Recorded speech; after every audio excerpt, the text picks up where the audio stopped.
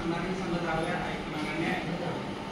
तर आज या ठिकाणी आदरणीय व्यासपीठ कलेक्टर मॅडम, आदरणीय तहसीलदार रोशनी पाटील मॅडम, आदरणीय तहसीलदार शिल्पा पाटील मॅडम आणि कमी कालावधीमध्ये सर्वसामान्य लोकांमध्ये लोकप्रिय झालेले तहसीलदार आदरणीय निलेश पाटील.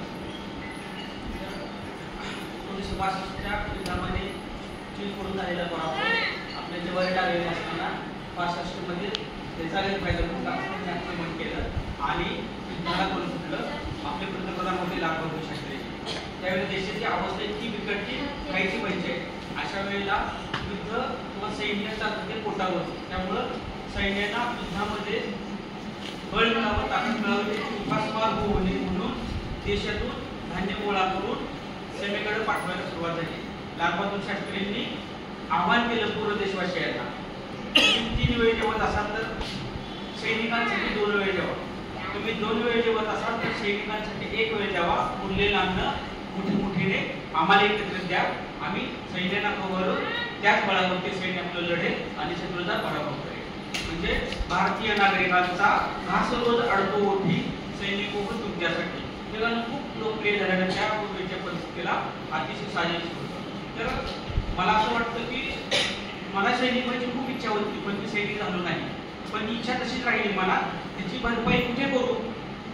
मग लक्षात आलं रक्तदान. ते सुद्धा एक खूप मोठं काम आहे की सैन्य बजावतो सेवा, त्याची सेवा त्याद्वारे सुद्धा होऊ शकते.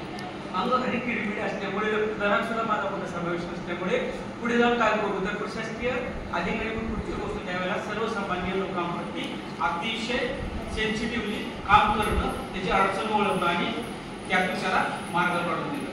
तर जी गोष्ट आपल्या हातात आहे ती आपण करणं गरजेचं आहे. तमाम सैन्य आणि तुमच्या कुटुंबियांना मनापासून सलाम. त्यानंतर 10वी नंतर पहिल्यांदा शिकलेली मॅडम मी शिवखेरांचं पहिलं पुस्तक वाचल्यानंतर पहिलं वाचलं. त्यातली पहिली गोष्ट की माझ्या काय स्मारक राहिली की समुद्रावरती किनाऱ्यावरती भरती ओढी सुरू असते. मोठी भरतीची लाट आहे आणि किनाऱ्यावरती हजारो शेकडो लांबपर्यंत मासे स्टारफिश जे काही चालण्यासारखे दिसतात असे स्टारफिश भरतीने वाळूवरती आले आणि पाणी परत गेलं. ते मासे ते वाळूवरती तडफड करत. एक व्यक्ती एक पकडून पाण्यात टाकत होता. खूप काही म्हणजे तो जमून गेला खांबून झाला तरी त्याचं काम सुरू होतं. एक स्टारफिश तो किनाऱ्यावरती तडफडणारा मासा उचलून तो फेकत होता. त्याचा मित्र म्हणे अरे शेकडो हजारो मासे आहेत, तू सगळ्यांना वाचू शकणार नाही, 2 मिनिटांमध्ये सगळे मासे मरून जातील. का कशाला इतकी तडफड करतोय? तुझ्या एकट्याने काय फरक पडणार आहे?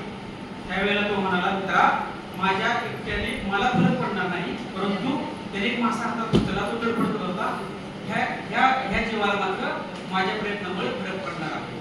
हा मी आता सोडून दिला तर मरणार आहे, पाण्यात गेल्यावर तर हा जगणार आहे. म्हणजे रवसाबांनी सांगितल्याप्रमाणे परत आपल्याला एक व्यक्ती असे प्रमाणपत्र घ्यायला होती की अक्षरशः निशब्द काय करावं, नियतीला सेवा द्यावी, देवाला ओरडावं की आणखी कर्माला दोष द्यावा असं वाटत होतं. परंतु त्यावर सुद्धा मात करून खंबीरपणे हे लोक चांगल्या आयुष्य जगत असतात. दिव्यांगामध्ये देवाचा अंश असलेला व्यक्ती म्हणजे इतरांपेक्षा वेगळं काहीतरी गुण त्यांच्यामध्ये असतो. अशा व्यक्तींना प्रशासनाचा मदतीचा हात, एक हात मदतीचा. तुम्हाला दिली जाणारी रक्कम खूप जास्त नसते तरी तुम्हाला जर सहाय्य करण्यासाठी निश्चित मदत करेल.